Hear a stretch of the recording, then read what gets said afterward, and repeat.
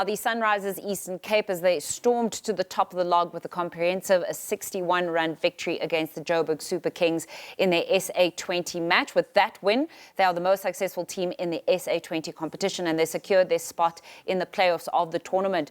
To talk about the business end, the commercial elements of this tournament, we've roped in former Proteas captain and current SA20 league commissioner, Graeme Smith. Graeme, it's so good to have you on the show. I did a little bit of digging, not too much, not in-depth analysis, but it is so interesting to see how this league has grown.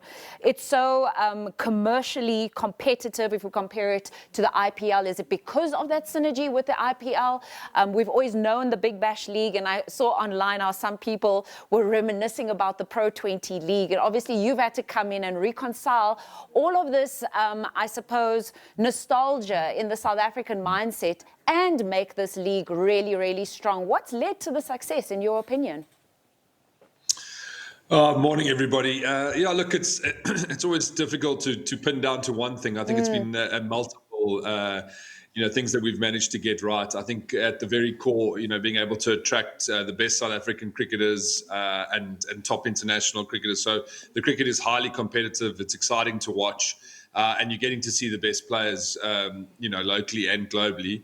And then, for us, we wanted to grow and develop new cricket fans to the game. So investing in kind of the entertainment, the stadium experience for fans. And we're seeing that, that has been a huge part. People coming to our grounds are having the best times. We're seeing a lot of kids and families as well, which is encouraging for the sport.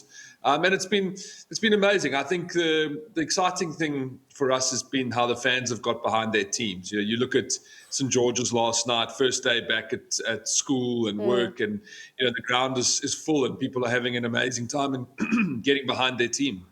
I think one of the things that I find really interesting when it comes to the sport of cricket is this constant tension between the purists. I call them the grumpy purists, because if you look at some of their comments online, they've been saying, Owen Morgan recently shared that he doesn't think you'd be able to market the game of cricket to youngsters if you didn't have the format that is T20.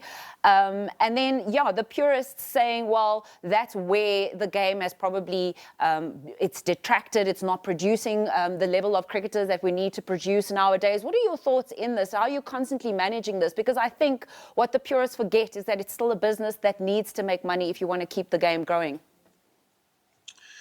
Yeah, look, I think it's a fair assessment from Owen. I obviously had a long test career. I want to see test cricket do well. Yeah. I just think that ultimately it's a format that's going to be restricted to kind of 4 or 5 nations into the future. It's never going to grow into developing cricket in new parts of the world and seeing new fans come to the game. I think those are always going to be for the purists. And we love it. And we've seen our test team do really, really well over the last year and a half. Temba and Shukri must take a lot of credit for their performances. It's been amazing to watch. I think we know that if we can produce talent, we can get them to compete at a high level that we see at SA20, Betway SA20, in front of big crowds, world-class production. They're getting a global platform, youngsters here, our top international players. And we've seen that that's benefiting the national team. So I think we can all work together. I think we do work closely with Cricket South Africa. That obviously they run their own schedule. We work with them on that to try and find where and how we can fit into the calendar cycle every year. But I don't think anyone can say that Betway SA20 hasn't been beneficial to the fans of the game and also to the youngsters of the game and benefiting our national team as well. I'm going to ask you about the national team, especially ahead of the T20 World Cup. Before we do get there, though, quickly, maybe are there any numbers, statistics, anything that's really surprised you, especially probably in the last 2 seasons of the SA20 in terms of the commercial elements, perhaps fan attendance numbers? What are you seeing that's really, made it exciting to be involved in this tournament? Yeah, look, every year we've seen, fantastic turnouts. I think, last year was over 400,000 people through our gates. This year, we've seen attendances up, many more sold out games in the early phases of the tournament. I think ticketing's up over 25% so far at the same point. So, seeing the fans come, you can never take that for granted when you run an event at this scale.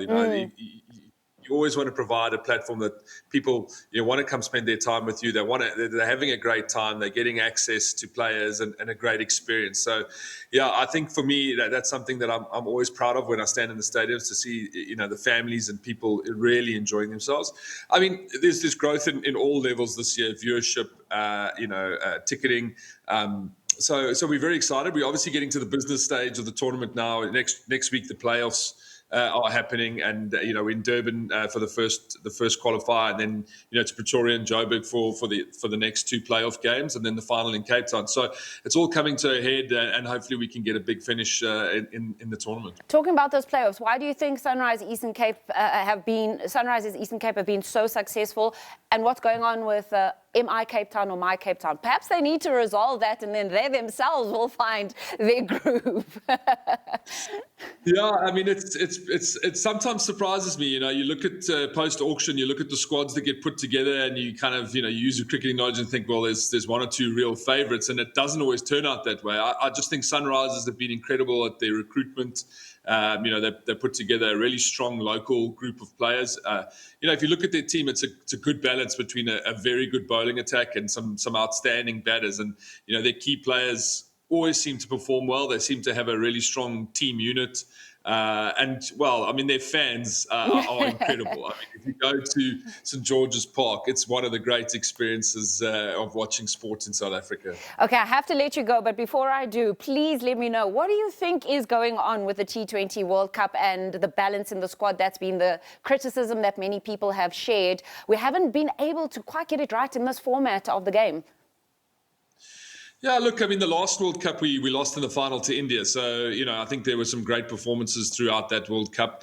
Look, there's always going to be debate and conjecture, especially when players that aren't selected, really start performing well. I think, the key now is, for Shukri and Aiden to get that squad together, get the combinations right, try and get as many players playing well and in form so that you can really take on that tournament in India. I think there's enough talent around in South African cricket that we should always be competing, getting ourselves to the final 4 and trying to win semi-finals and finals now. I think the talent is there, the power is there, there's enough options with the ball. So, yeah, I'm hoping that they really do well and go well in India. Graeme, always a pleasure hearing from you. Thanks so much for taking the time to chat to us on Morning Live Sport, talking to former Proteas captain Graeme Smith, who's also the league commissioner of the SA20, talking about the commercial strength of the tournament and also just his insights into the current team ahead of that T20 World Cup.